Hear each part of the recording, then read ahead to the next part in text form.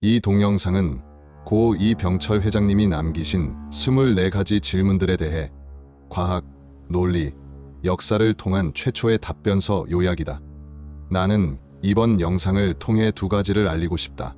하나는 고 이병철 회장님이 남기신 24가지 질문들에 대한 성경에 입각한 답변은 존재하나, 과학, 논리와 역사를 통한 답변은 이 영상과 앞으로의 영상들이 유일할 것이라는 사실이 하나요.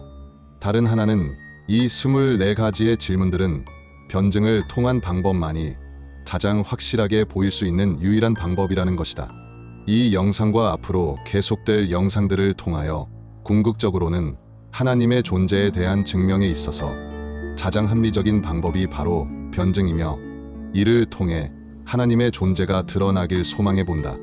우리가 익히 잘 알고 있는 삼성그룹의 창업자이신 고 이병철 회장님께서는 생전에 인생에 대한 24가지 질문들을 남기신 사실은 인터넷 등에서 쉽게 찾아볼 수 있다. 회장님은 이 질문들을 남기셨지만 생전에는 답변을 듣지 못하시고 세상을 떠나신 것으로 알려지고 있다. 같은 성당에 계셨던 신부님께서는 이 질문들을 전해받으셨지만 답변을 못해 주심으로써 회장님께서는 궁금증을 풀지 못하신 채로 자꾸 하시게 되었다. 얼마의 시간이 흐른 후에 다른 가톨릭 성당의 신부이신 고 차동엽 신부께서 나름 답변을 하시고 책을 출판하셨다. 하지만 성경을 인용하신 답변은 믿는 이들에게는 답변이 됐을지 모르지만 무신론자에게는 답변으로 보기에는 많이 부족한 답변이었다. 이 질문들은 많은 사람들이 궁금해하는 어떤 면에서는 특별할 것이 없는 평범한 질문들이라고 하겠지만, 문제는 절대 평범하게 답할 수 없다는 면에서는 비범한 질문들이라고 볼 수도 있다. 내가 지금까지 조사한 바로는 이 24가지 질문들에 대해 한 가지씩 과학, 논리, 역사를 인용하여 구체적으로 답변한 답변서는 아직 못 본 것 같다. 이러한 사실은 또한 모 일간 신문 기사에서도 비슷한 내용을 발견할 수 있었다. 나는 이 24가지 질문들에 대해 7년간의 오랜 연구 끝에 답변서를 책으로 출판하게 되었다.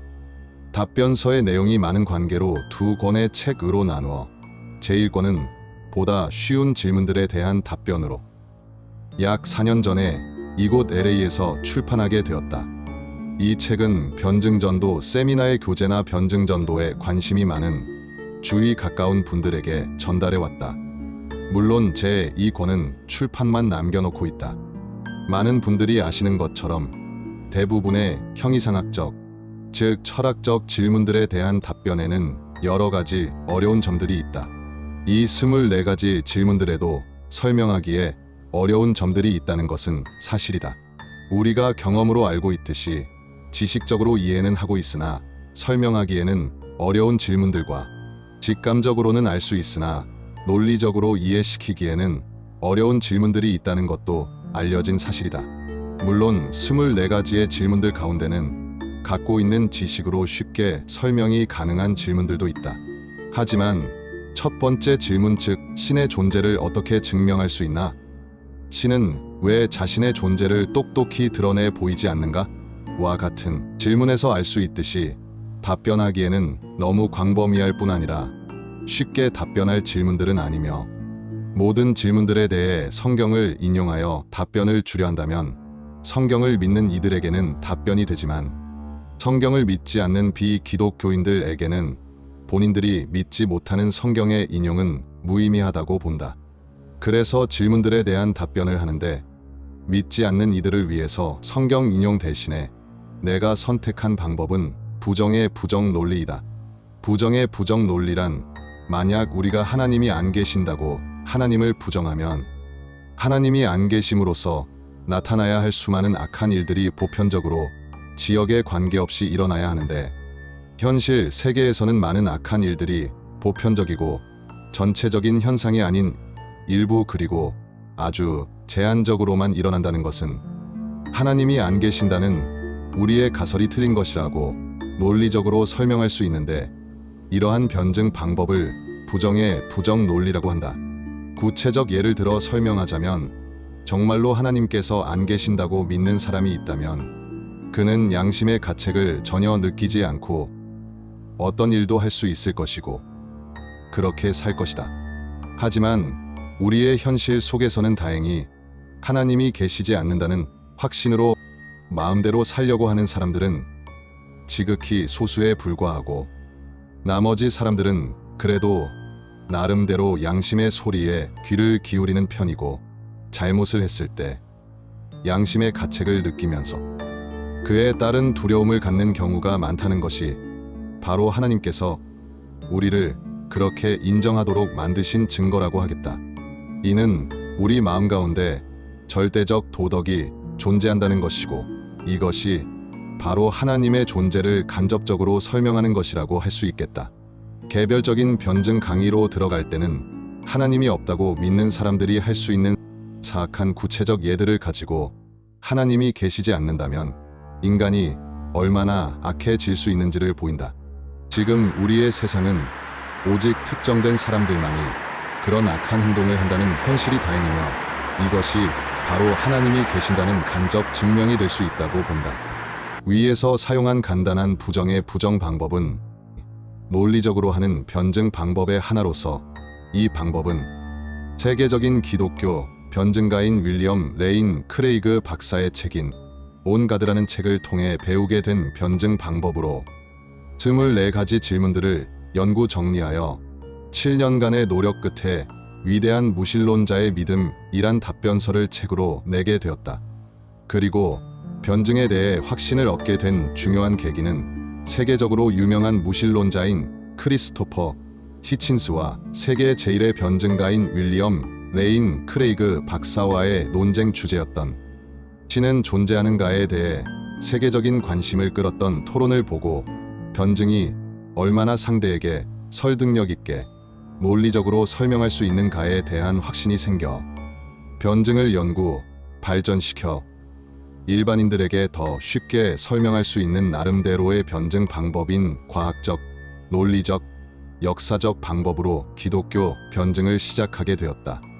다행히 과학적, 논리적, 역사적 변증 방법이 24가지 질문들에 대한 답변을 위한 최적의 방법인 이유는 질문들을 분석해보면 결국 이 3가지 범주 안에 있기 때문이다. 나는 변증을 이론만이 아닌 실천적인 입장에서 전도의 경험을 토대로 연구하고 개선하여 정립하였다는 것이 다른 변증가들과의 차이일 것이다.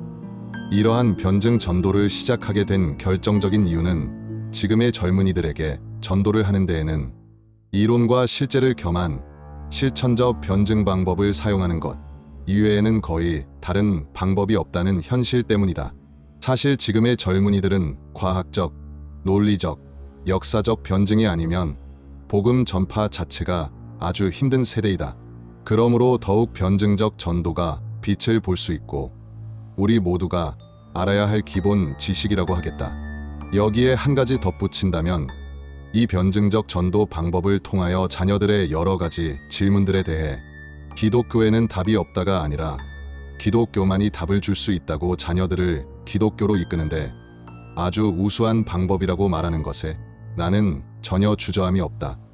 이제 24가지 질문들 가운데 10가지 질문들에 대한 답변들을 변증을 사용하여 간단히 살펴보고자 한다. 첫 번째 질문, 신의 존재를 어떻게 증명할 수 있나? 그리고 신은 왜 자신의 존재를 똑똑히 드러내 보이지 않는가? 답변, 아까 서론에서 잠깐 설명하였듯이 하나님이 안 계시다면 일어나야 할 많은 일들이 있는데 이런 일들이 전반적으로 일어나지 않는다면 이는 오히려 하나님이 계시다는 반증이 될 수 있지 않을까? 또한 하나님의 존재를 과학적 방법으로는 보일 수 없으므로 논리적 증명을 통해 보일 수 있다. 이제 논리적으로 생각해보자. 하나님이 안 계시다면, 즉 우주가 창조된 것이 아니라면 남는 것은 빅뱅과 진화 이외에는 우주를 설명할 길이 없다. 하지만 빅뱅은 창조와 같이 가설일 뿐 과학적으로는 증명될 수 없는 위치에 있다. 그리고 진화는 증명되었다고 하기에는 종과 종사이의 중간 단계의 부재와 최초의 생물에 대한 증명 부족 등으로 이것도 증명할 수 없는 가설일 수밖에 없다. 거기에다 이제는 과학의 놀라운 발전을 통해 생물의 활동이 아주 복잡한 화학적 물리적 단계를 갖고 있다는 것을 보여주고 있으므로 진화론은 도저히 설명이 되지 않는 많은 부분들이 있음이 밝혀지고 있는 단계에 와 있다. 또 신은 왜 자신의 존재를 똑똑히 드러내 보이지 않는가의 질문은 이미 신의 존재를 인정한 것이므로 성경의 말씀으로 충분히 설명이 가능하다. 두 번째 질문, 신은 우주 만물의 창조주라고 하는데 무엇으로 증명할 수 있는가? 답변, 우주의 진화를 주장하는 빅뱅 이론은 과학이 요구하는 증명을 사용한 과학의 분야라고 보기에는 힘든 가설에 불과하다. 우주를 설명하였던 빅뱅은 이미 과학자들 사이에서도 인정받지 못하는 이론으로 지금은 이를 대체하는 여러 이론들이 나와 있지만 그 어느 것도 크게 인정받지 못하고 있다. 빅뱅이나 진화로 우주를 설명할 수 없다면 같은 가설의 위치에 있는 하나님의 창조를 생각하는 것이 마지막 단계일 것이다.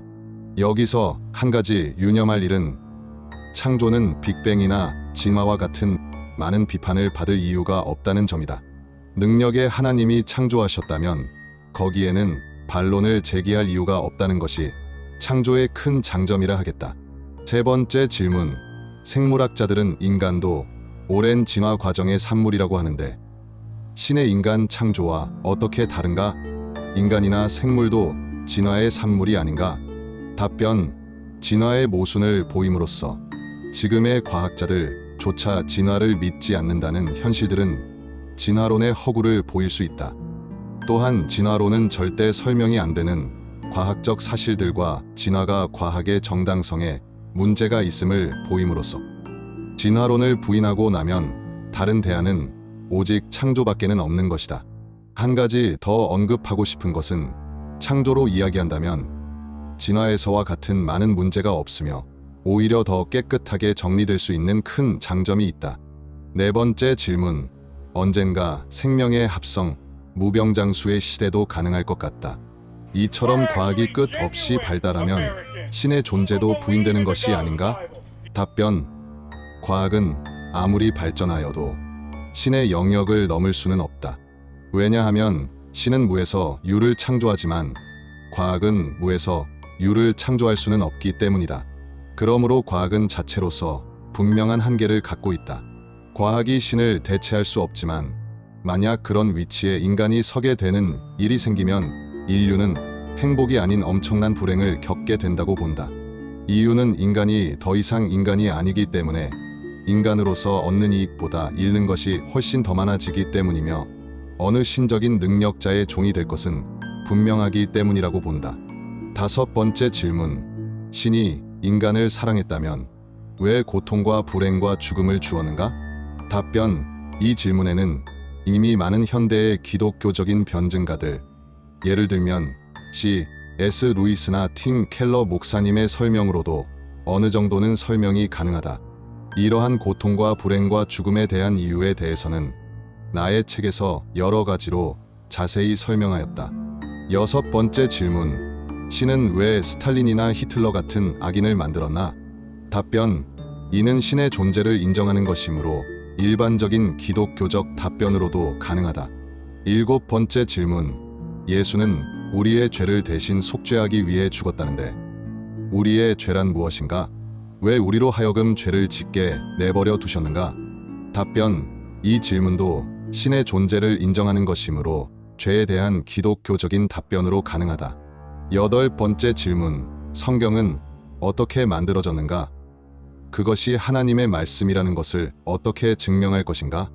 답변, 이는 아주 중요한 질문으로 전통적 기독교적인 답변으로는 부족하고 성경의 우수성, 진실성, 역사성 등 여러 가지 증거 자료들로 성경의 독보적인 비교 불가한 경전임을 증명할 수 있다.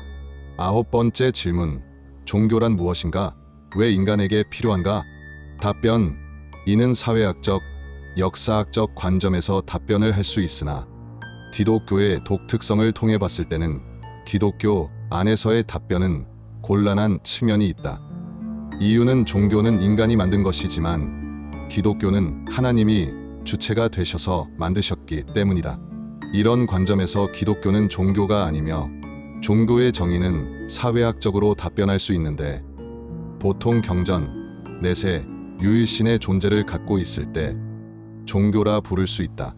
이런 사회학적 기준을 따른다면 기독교도 이 범주에 들어가는 것은 사실이지만 이는 기독교가 종교에 관해 갖고 있는 기준하고는 다른 점이 있다.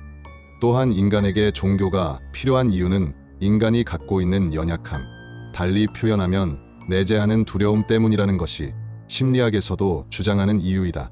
강자라고 불리는 사람들도 그 내면에는 두려움이 있다는 것이 무신론자들의 마지막이 보여주는 좋은 예라고 할 수 있다. 10번째 질문. 영혼이란 무엇인가? 답변. 무신론에서는 영의 존재를 부인하므로 이는 의학계에서 주로 주장하는 임사체험에 대한 많은 간증으로도 충분히 가능하다고 본다. 이미 임사체험에 관해서는 에반 알렉산더의 천국의 증명이란 책 이외에도 여러 권이 나와 있어 쉽게 확인할 수 있다.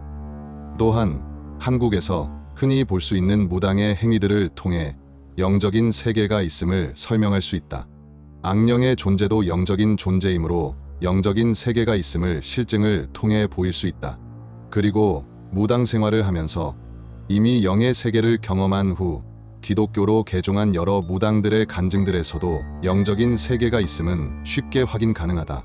이상과 같이 10가지 질문들에 대해 약간의 변증을 섞어 간단한 답변을 보였다.